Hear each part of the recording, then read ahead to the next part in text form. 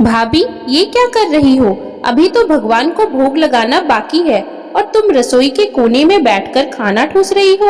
यही सिखाया है क्या तुम्हारी माँ ने? अरे, क्या हो गया तुम दोनों को? क्यों चिल्ला रही हो बहू पर? माँ, तुम खुद ही आकर देख लो। भाभी, ये क्या कर रही है? माँ, सब कुछ तुम अपनी आंखों से देख लो, फिर हमसे पूछना। नई दुल्हन निहारिका कुछ रस्मों के बाद सोफे पर चुपचाप बैठी थी। तभी बड़ी ननद गीता बोली, अरे, तुम्हारी माँ ने तुम्हें बताया नहीं कि दूल्हा दुल्हन के खेल रस्म के बाद अब तुम्हें घर की सभी बड़ी महिलाओं के पैर छूकर जो अपने मायके से लाई हो वो सगुन देना होगा। चलो उठो, सभी को देरी हो रही है। बुआ चाची जी लोगों को तो निकलना है, वरना बाद में हमें सुनाएंगे कि बहू के मायके से तो कुछ आया ही नहीं।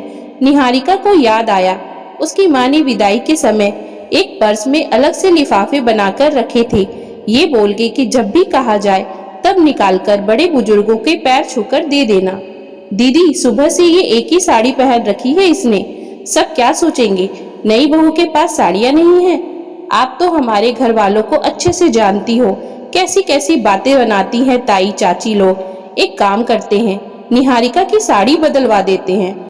आखिर इतनी साड़ी चढ़ाई में चढ़ाई है, लोग भी तो देखे हमने कितनी महंगी बनारसी सिल्क की साड़ियाँ भेंट की हैं। हाँ, तो सही कहती है छोटी। चलो निहारिका, मैं तुम्हारे लिए भारी साड़ी और जेवर निकालती हूँ, वही पहनकर पैर छुआई की रस्म करना। दोनों नंदों की बात सुन निहारिका चुपचाप अपने कमरे में चली गई। जेठ की गर्मी में जहाँ अच्छे अच्छे का पसीना छूट जाते हैं, वहाँ सोचो नई दुल्हन के क्या हाल होंगे। लहंगा, भारी साड़ी, दो दो चुन्नी, गठजोड़ा, भारी चुपते जेवर, करती क्या, किससे कहती वो नई बहू जो थी। और यहाँ तो जब से शादी तय हुई है तभी से दोनों नंदों का राज शुरू हो गया। सास गायत्री के तेवर अभी पता ही नहीं थे, क्योंकि शादी का सारा कार्यभार दोनों नंद रानी गीता बबीता ने उठा रखा था। दोनों नंद निहारिका को कपड़े जेवर कौन से पहनने हैं, कैसे तैयार मेकअप होना है, सब बताकर कमरे से बाहर आ गई और अपने काम में व्यस्त हो गई। थोड़ी देर बाद जब छोटी ननद बबीता उसे लेने पहुंची तो देखकर गुस्से में बोली, अरे निहारिका, तुमसे कहा था ना दीदी के बताए हिसाब से तैयार होना, ये तुमने सस्ती भद्दी साड़ी क्यों पहन ली? देखते ही समझ में आ रही है तुम्हारी मायके से आई है। देखो, ये मायके का लगाव वहीं छोड़कर आना था। ससुराल के नियम अपनाओ, दुल्हन हो अच्छे से हैवी साड़ी पहनो। इतने में गायत्री जी कमरे में पहुंची और बोली, अब जो है जैसा है ठीक है, सब चुपचाप नीचे चलते हैं, जो भी बात है बाद में देखी जाएगी।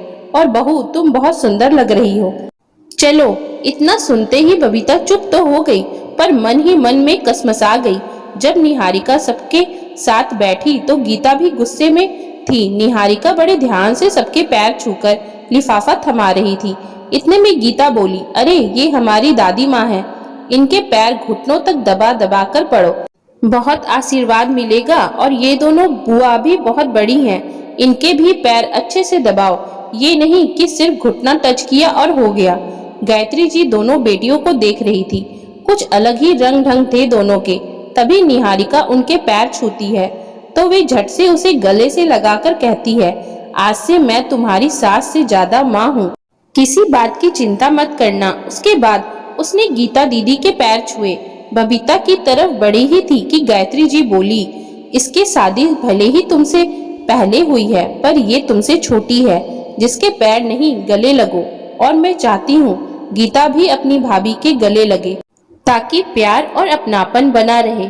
ना चाहते हुए भी माँ के कहने पर दोनों ने निहारिका को गले लगा लिया। अगले दिन बहू की पहली रसोई होनी थी। कुछ मेहमान चले गए थे, मगर खास लोग खाना खाने के बाद ही जाने वाले थे। गीता और बबीता दोनों ने निहारिका को रात को ही खाने का मेन्यू समझा दिया और कहा, वैसे तो उमा जो घर में काम करती है वो काम कर देगी, मगर मीठा तुम्हें खुद बनाना है।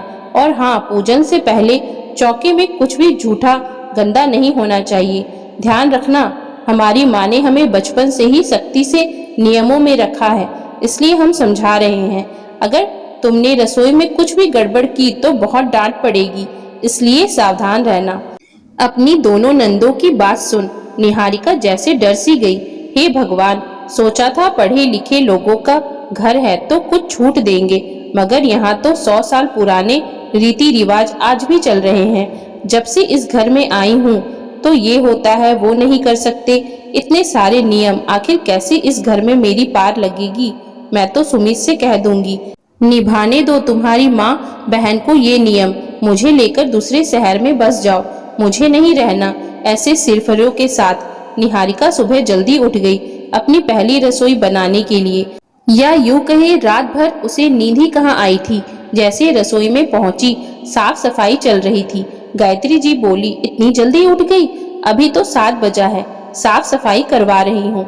9 बजे भी खाना बनाना शुरू किया तो 12 बजे तक आराम से निपट जाएंगे। वैसे भी यहाँ लंच 1 से 2 के बीच में ही किया जाता है। अब वो क्या कहती कि आपकी दोनों महान बेटियों ने जो धमकी दी थी उसी को सुनकर पूरी रात बेचैन रही और सुबह जल्दी नींद खुल गई। फिर भी बोली, मम्मी जी कोई काम हो तो बता दीजिए, अभी निपटा दूंगी। और मीठे में क्या बनेगा ये भी बता दीजिए। तुम इतनी चिंता मत करो, जाओ जाकर अपने कमरे में आराम करो, थोड़ी देर में चाय भिजवाती हूँ तुम्हारे लिए, उसके बाद जब कहूँ तब आ जाना। सास की बात सुनकर चुपचाप निहारिका अपने कमरे में चली गई। सुबह के 11 बज रहे थे। गीता बबीता ने सोचा चलो अब रसोई का मुआवना किया जाए। दोनों रसोई में पहुंची तो चीख उठी, निहारिका ये क्या कर रही हो? अभी तो भगवान को भोग लगाना है और तुम रसोई के कोने में बैठकर खाना ठूस रही हो। यही सब सिखाया है तुम्हारी माँ ने? बाप रे, ये सब माँ ने देख लिया तो पता नहीं क्या होगा। तभी रसोई में गायत्री जी आ जाती है।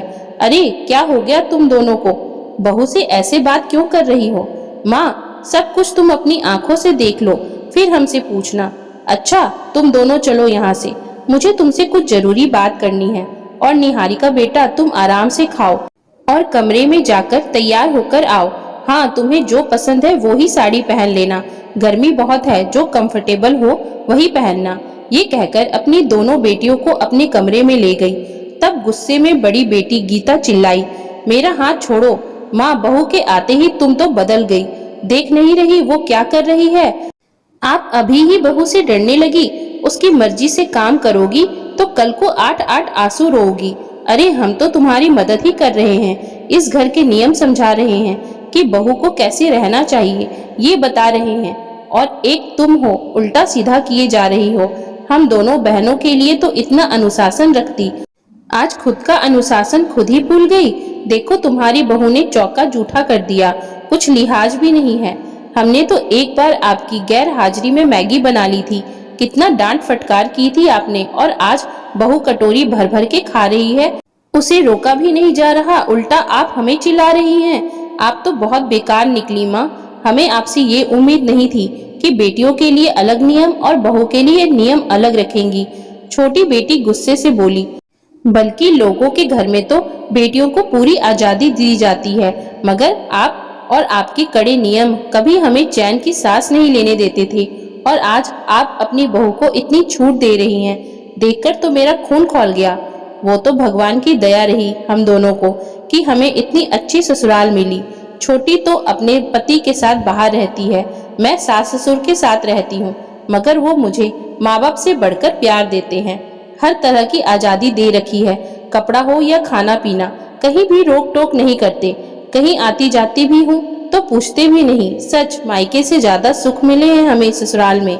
दोनों की बात सुन गायत्री जी बोली, बेटा मैं कुछ नहीं बदली, तुम खुद देखो, जब हम सिफॉन जॉर्जेट की साड़ियों में घूम रहे हैं तो उसको इतना भारी बनारसी सिल्क क्यों पहनाना?